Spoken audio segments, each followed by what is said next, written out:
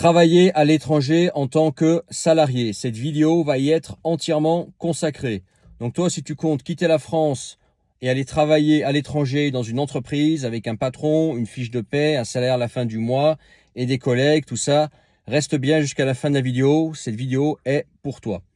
L'expatriation, ça a plein d'avantages. Ça permet notamment de fuir les problèmes que tu ne peux pas régler. Les problèmes sur lesquels tu n'as pas d'emprise, tu n'as pas de moyen de les changer. Comme par exemple les problèmes de société, les problèmes d'insécurité, les impôts, une mentalité spécifique que tu supportes pas. Et ça permet aussi de changer de climat. Il y en a certains d'entre vous qui veulent avant tout changer de climat. Ils veulent par exemple le soleil toute l'année, la chaleur toute l'année, les plages de sable fin, etc. C'est une tendance très française ça, de vouloir quitter la France pour être au soleil toute l'année. C'est pas le cas de tout le monde, mais la plupart des Français, quand ils pensent à quitter la France, ils regardent avant tout le climat. Ok ? Donc ça, c'est deux grandes raisons de quitter la France. Mais à l'étranger, on ne vit pas d'amour et d'eau fraîche. Partout où tu iras, il faudra mettre du pain sur la table, il faudra gagner ta croûte, il faudra gagner de l'argent pour payer ton loyer, ta bouffe, électricité, eau, voiture, essence, les assurances d'hiver, investir, les vêtements, les sorties, etc. Ok ? C'est universel, ça. Donc, la voie la plus simple auquel tu pourrais penser, et c'est vrai que c'est une voie simple que moi-même j'ai utilisée pendant longtemps, on va rentrer dans les détails, c'est tout simplement de trouver un taf à l'étranger, de travailler dans le pays dans lequel tu veux t'expatrier. Tu t'es mis en fait dans la tête un pays, peut-être que tu as déjà été voir dans ce pays-là, tu as passé, allez, on va dire 3 mois. 3 mois, c'est bien pour sonder un pays et pour dire je franchis le pas ou pas. Et tu dis voilà, je vais travailler dans ce pays-là, je vais taffer dans ce pays-là, je vais chercher un travail dans ce pays-là. Toi, tu fais partie des expatriés motivés, intelligents. Donc toi, tu te mets à apprendre la langue sérieusement, ce que la plupart des gens ne font pas. Tu dis voilà, ce pays, il parle une langue que moi je parle pas, donc je vais mettre à fond à apprendre la langue. Il faut que le plus vite possible, je puisse lire, écrire et parler, communiquer couramment dans cette langue pour pouvoir travailler sur place. Bravo à toi, c'est ce que la plupart des gens ne font pas et c'est ce qu'il faut faire. Ok ? Donc tu fais ça correctement, etc. Et puis tu te mets à chercher un travail sur place. Avant, tu t'es pas trop renseigné sur comment ça se passait, etc. Et là, tu découvres l'envers du décor. Faut savoir une chose, c'est que tous les pays ne se valent pas quand il s'agit de travail à l'étranger. Alors, bien évidemment, ça dépend où tu vas. La France, c'est un pays, quoi qu'on en dise, qui est pas mal pour les salariés. Les salariés sont protégés, les salaires, mine de rien, sont pas mal. Tu travailles pas trop dur non plus. La France est un pays de salariat, c'est pas pour les entrepreneurs, c'est bien connu. C'est un pays fait pour les salariés où les salariés peuvent avoir des bonnes conditions de travail. Si t'es un peu malin, que t'es un peu qualifié, franchement, être salarié en France, c'est la planque, ok ? Et la plupart des pays à l'étranger ne sont pas comme ça. Il y en a qui sont un peu mieux. Il y a des pays dans lesquels tu vas gagner mieux ta vie, ton niveau de vie va augmenter. Par exemple, aux États-Unis, si tu travailles, effectivement, aux États-Unis, le coût de la vie est plus élevé, mais tu vas gagner plus aussi. Le Canada éventuellement, les pays nordiques, Norvège, Suède, Danemark, etc. Les salaires vont être plus élevés qu'en France. Le coût de la vie est un peu plus élevé, mais globalement, tu t'en tires aussi bien que la France, voire mieux. Tu as un meilleur pouvoir d'achat en tant que salarié là-bas. Ce sont des pays civilisés avec des lois. Alors civilisés dans le terme, dans le sens où c'est des pays occidentaux et qu'il y a des lois qui encadrent les salariés, etc. C'est le bon côté du socialisme, on va dire. Et tu as des conditions de travail qui sont potables, ton patron te respecte, tu as une bonne paye à la fin du mois, tu peux faire un crédit maison, tu peux investir, tu peux rouler dans une voiture, tu peux aller en vacances, etc. Tu peux mener un bon petit train de vie en ayant potentiellement le même métier que tu avais en France avant, sauf que maintenant tu parles la langue du pays et tu as réussi à te vendre, etc. Donc si tu fais ce move-là vers ces pays-là, effectivement, travailler à l'étranger, c'est une bonne solution, c'est pertinent. Et pourquoi pas ? Ensuite, on va se tourner vers les pays qui sont pas comme ça, qui sont pas des pays occidentaux, qui sont des pays où effectivement la loi est plus archaïque, pas forcément appliquée, où la culture est différente, où déjà les salaires sont pas les mêmes du tout, où les conditions de travail, etc., le respect envers les salariés sont pas les mêmes, les heures de travail sont pas les mêmes. Et là, c'est c'est une autre paire de manches, je peux te dire. Par exemple, si tu veux aller travailler en Inde, si tu veux aller travailler dans tous les BRICS, voilà. Si tu veux aller travailler dans un BRICS, par exemple, eh ben, tu vas vite déchanter. Par exemple, tu vas aller vivre en Russie, travailler en Russie, parce que c'est le BRICS que je connais le mieux. Je connais un peu la Chine en tant que voyageur, mais pas assez. Le BRICS dans lequel j'ai vécu pendant longtemps, c'est la Russie. Et je connais bien l'envers du décor, maîtrisant bien la langue, etc., connaissant personnellement, bien évidemment, des personnes qui ont travaillé en local. Déjà, quand tu vas voir les salaires, tu vas te déchanter. Même si le coût de la vie est inférieur, ça suffit pas pour aller de l'avant. Donc déjà ça. Tu vois, pareil, es-tu prêt à diviser ton salaire par 3 ou par 4? Voilà, donc ça, faut le savoir. C'est ça aussi, ça, travailler à l'étranger. Il y a des fois des réalités comme ça. Autre chose, es-tu prêt à être traité plus mal qu'avant? Je peux te dire que les salariés en Russie sont plus maltraités qu'en France. Tu n'as pas droit à autant de respect, voire certains sont traités comme des chiens. J'ai entendu comme certains étaient traités. J'ai vu des entreprises à l'œuvre et vu comment les petits chefs ou les patrons se comportaient avec leurs salariés. Le mec, il prend mon poing dans la gueule tout de suite. Hein. Moi, s'il me parle comme ça, en face de moi. Mais bon, là-bas, c'est accepté d'être un espèce de salarié, un petit peu esclave. Est-ce que tu es prêt à ça? Est-ce que tu es prêt à oublier les 35 heures? Dans beaucoup de pays, ça va plutôt être 50 heures par semaine.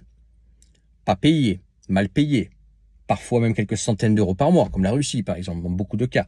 Ou alors à Moscou, tu vas faire tes 1000 balles, 1500 balles, si tu as vraiment un super poste, un russe au top, etc. quoi. Mais tu feras pas des salaires américains, hein, ou des salaires même néerlandais ou suisses ou scandinaves. Hein. Jamais de la vie. Hein. Même pas des salaires français, tu vois. Loin de là. Donc est-ce que tu es prêt à ça? Est-ce que tu es prêt pour être salarié à, en fait, aggraver ta situation de vie? Payer moins, moins bien traité, moins protégé par les lois. Alors, il y a des lois dans ces pays, mais en pratique, les employeurs sont très bons pour les esquiver. Ils sont très bons pour faire en sorte que ça soit pas appliqué ou que ce soit toi qui démissionne dans ce pays-là. Le bizutage, par exemple, le bullying, est beaucoup plus commun aussi là-bas. Tu vois, par exemple, c'est juste un exemple que je te donne. Donc attention à ça. Si tu vas travailler à l'étranger, renseigne-toi bien. Tu vas aller bosser dans un pays, renseigne-toi bien quels sont les salaires, les conditions de travail, les lois. Est-ce que tu travailles beaucoup? Comment tu es traité? Les normes de sécurité. Si tu travailles dans certains métiers, est-ce que il y a quand même certaines normes de sécurité ou est-ce que voilà on bousille ta santé sciemment pour le profit de quelqu'un? Pense-y à ça aussi. Ensuite, tu as une dernière solution. Et c'est la solution que moi j'ai employée, par exemple, pour travailler dans un BRICS, dans des conditions de travail de merde, hein, non mais il faut le dire. Et pour pas subir ces conditions de travail de merde, il y a une troisième solution. Je vais pas te vendre du rêve là-dessus parce que c'était il y a longtemps. Je sais que ça existe encore, mais c'est pas facile à décrocher. Ça se fait encore un peu, peut-être moins en Russie maintenant avec la guerre, mais ça se fait encore en Chine, ça se fait encore au Japon. Tu me parles, le Japon n'est pas forcément un mauvais plan. Hein. Si tu es travailleur au Japon, ça peut être bien. J'ai des retours au Japon qui sont pas mal. Mais bref, la troisième solution, en fait, c'est en fait de travailler dans une entreprise française, mais qui t'envoie travailler dans un pays. Typiquement, par exemple, moi je te conseillerais pas d'aller vivre en Chine, mais par exemple, tu as envie d'aller vivre en Chine. Mais garder un revenu français confortable, garder une protection du salarié française, parce que là en Chine tu es traité comme un chien. Hein. En Chine en fait c'est un petit peu comme en Russie, tu as une hiérarchie qui est très très très très marquée, etc. On te demande, tu vois, en tant que salarié, vraiment de te soumettre au patron, quoi, un peu comme en Russie. Déjà la France, bon, il y a un petit peu une hiérarchie, mais ça va, tu vois, c'est pas une hiérarchie vraiment. Alors bien évidemment, il y a mieux. Par exemple, aux Pays-Bas, il n'y a pas vraiment de hiérarchie. Dans les pays scandinaves, il n'y a pas vraiment de hiérarchie, tu vois. C'est tout le monde à peu près égal, tout le monde est traité de la même façon. En France, il y a une petite hiérarchie, mais on n'est pas encore dans la hiérarchie médiévale comme en Chine ou en Russie, par exemple. Et je pense qu'en Inde, c'est pareil. Il y a une troisième solution, comme je te disais, tout simplement, c'est que tu travailles pour une entreprise française qui t'envoie dans un pays. Toi, tu gardes ton contrat français, ton salaire français, tes conditions de travail français, la loi française pour te protéger, sauf que tu vis pas en France. Et moi, c'est ce que j'ai fait pendant quelques années, de 2012 à 2016. Et ce qui m'a permis de travailler en Russie, avec des clients russes, utiliser le russe au quotidien, etc. Parce qu'à l'époque, ce que je voulais, c'était un challenge pour moi, tu sais, voilà. Mais sans subir les salaires russes, les conditions de travail russes, tout ça, non, en étant avec un package de cadres expatriés, bien gras, avec l'appartement payé, le bon salaire, les frais payés, et un contrat de travail français qui permet un minimum de protection et de respect du salarié, et bien évidemment avec une hiérarchie française qui est très critiquable. Comme je disais, c'est pas terrible par rapport à la Scandinavie, les Pays-Bas, peut-être même les États-Unis ou la Suisse. Mais mieux toujours que la hiérarchie à la russe, façon militaire et façon le patron c'est Dieu le Père et toi t'es une sale merde, quoi, tu vois. Et on te parle comme un chien et on joue avec toi un petit peu comme un pion, tu vois. Et j'ai fait ça aussi en Thaïlande. Thaïlande, pareil. Thaïlande, si tu veux travailler en tant que salarié, je dis pas que c'est impossible, mais les salaires vont être bas. Les Thaïlandais, c'est des gens bosseurs. Les Thaïlandais aussi, ce sont des gens, détrompe-toi, qui savent se servir de leurs mains, qui sont assez habiles, qui sont des bons salariés des fois. Et en fait, la plus-value d'un occidental là-bas, elle est très limitée. Donc tu vas être en concurrence directe avec les Thaïlandais qui sont prêts à être payés beaucoup moins que toi, qui sont prêts à faire des heures sup, qui sont prêts aussi à accepter, toi, les aléas culturels de la Thaïlande, que je critique pas, mais voilà, qui font partie du pays. Et toi, si par contre tu gardes avec toi toute ton infrastructure française, ton contrat français, ton salaire français, etc., et tu arrives en Thaïlande, là t'es bien. Ah, je sais pas, tu gagnes 3-4 000 balles en Thaïlande par mois.